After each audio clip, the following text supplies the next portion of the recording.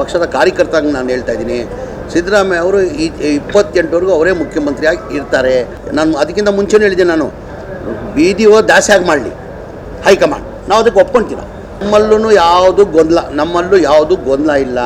ಮಾನ್ಯ ಮುಖ್ಯಮಂತ್ರಿಗಳೂ ಹೇಳಿದ್ದಾರೆ, ನಮ್ಮ ಪಕ್ಷ ಹೈಕಮಾಂಡ್ ಪಕ್ಷ. ಹೈಕಮಾಂಡ್ ಅವ್ರು ಯಾವಾಗವರೆಗೂ ಹೇಳ್ತಾರೆ ನಾನು ಅವತ್ತವರೆಗೂ ಮುಖ್ಯಮಂತ್ರಿಯಾಗಿ ಇರ್ತೀನಂತ. ನಾನು ಆಸ್ ಎ ಪಕ್ಷದ ಕಾರ್ಯಕರ್ತರಾಗಿ ನಾನು ಹೇಳ್ತಾ ಇದ್ದೀನಿ. ಸಿದ್ದರಾಮಯ್ಯ ಅವರು 28ವರೆಗೂ ಅವರೇ ಮುಖ್ಯಮಂತ್ರಿಯಾಗಿ ಇರ್ತಾರೆ. ಆದರೆ ನಮ್ಮ ಪಕ್ಷ ಹೈಕಮಾಂಡ್ ಪಕ್ಷ ತೀರ್ಮಾನ ಮಾಡೋರು. ಸಿದ್ದರಾಮಯ್ಯನ ಮುಖ್ಯಮಂತ್ರಿ ಬದಲಾವಣೆ ಮಾಡೋಕ್ಕೆ ನನ್ನಿಂದ ನಿಮ್ಮಿಂದ ಸಾಧ್ಯ ಇಲ್ಲ. ಆ ಸಾಧ್ಯ ಒಬ್ಬರಿಂದನೇ ಸಾಧ್ಯ, ಹೈಕಮಾಂಡಿಂದ, ಮಲ್ಲಿಕಾರ್ಜುನ ಖರ್ಗೆಯಿಂದ, ರಾಹುಲ್ ಗಾಂಧಿಯಿಂದ, ಸೋನಿಯಾ ಗಾಂಧಿಯಿಂದ ಮಾತ್ರ ಸಾಧ್ಯ. ಬೇರೆ ಯಾರಿಂದನೂ ಸಾಧ್ಯ ಇಲ್ಲ ಅದು.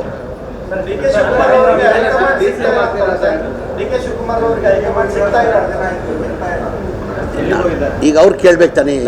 ಈಗ ನನಗೆ ಆ ಪ್ರಶ್ನೆ ನಾನು ಕೇಳಿದ್ರೆ ಹಾಂ ಇಲ್ಲಲ್ಲ, ಈಗ DCM ಅಪಾಯಿಂಟ್ಮೆಂಟ್ ಕೇಳಿದ್ರು ಏನೋ ಗೊತ್ತಿಲ್ಲ ನನಗೆ. ಕೇಳಿದರೆ ಕೊಡ್ತಾರೆ. ಈಗ ಹೆಡ್ ಕ್ವಾರ್ಟರಲ್ಲಿ ಇರ್ಬೇಕು ತಾನೆ ಅವರು. ಈಗ ರಾಹುಲ್ ಗಾಂಧಿ ಅವರು ಟೂರಲ್ಲಿ ಇರ್ತಾರೆ. ಹೆಡ್ ಕ್ವಾರ್ಟರ್ ಖಂಡಿತ ಎಲ್ಲರಿಗೂ ಭೇಟಿ, ನಾವು ಹೋದ್ರೂ ಭೇಟಿ ಮಾಡೋಕ್ಕೆ ಕೊಡ್ತಾರೆ, ಎಲ್ಲರಿಗೂ ಭೇಟಿ ಮಾಡೋಕ್ಕೆ ಕೊಡ್ತಾರೆ. ಇಷ್ಟೇ ನಾನು ಹೇಳ್ದು, ನಮ್ಮ ಪಕ್ಷ ಹೈಕಮಾಂಡ್ ಪಕ್ಷ. ಒಟ್ಟಲ್ಲಿ ನನ್ನ ಅಭಿಪ್ರಾಯ ನಾನು ಹೇಳ್ಬೋದು.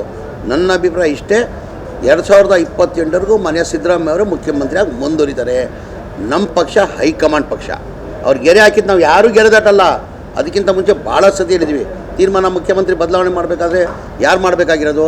ಹೈಕಮಾಂಡ್ ಮಾಡಬೇಕಾಗಿರೋದು. ಮನೆ ಮಲ್ಲಿಕಾರ್ಜುನ ಖರ್ಗೆ ಅವರು, ರಾಹುಲ್ ಗಾಂಧಿ ಅವರು, ಮನೆಯ ಸೋನಿಯಾ ಗಾಂಧಿ ಅವರು ಮಾಡಬೇಕಾಗಿರೋದು. ಅವ್ರು ಏನು ನಿರ್ಧಾರ ತೊಗೊಂತಾರೆ ನಾನು ಅದಕ್ಕಿಂತ ಮುಂಚೆನೇ ಹೇಳಿದ್ದೆ, ನಾನು ಬೀದಿ ದಾಸ್ಯಾಗಿ ಮಾಡಲಿ ಹೈಕಮಾಂಡ್, ನಾವು ಅದಕ್ಕೆ ಒಪ್ಕೊಳ್ತೀವಿ. 2022 ಚುನಾವಣೆಗೆ ಸಿಎಂ ಸಿದ್ದರಾಮಯ್ಯ ಅವರ ನೇತೃತ್ವ ಇರುತ್ತೆ ಸರ್. ಅವ್ರ ನೇತೃತ್ವದಲ್ಲೇ ಚುನಾವಣೆ ನಡೀಬೇಕು ರೀ. ಅವ್ರು ನಮ್ಮ ಪಕ್ಷದ ನಾಯಕರು, ಅವ್ರ ನೇತೃತ್ವದಲ್ಲೇ ಎಲೆಕ್ಷನ್.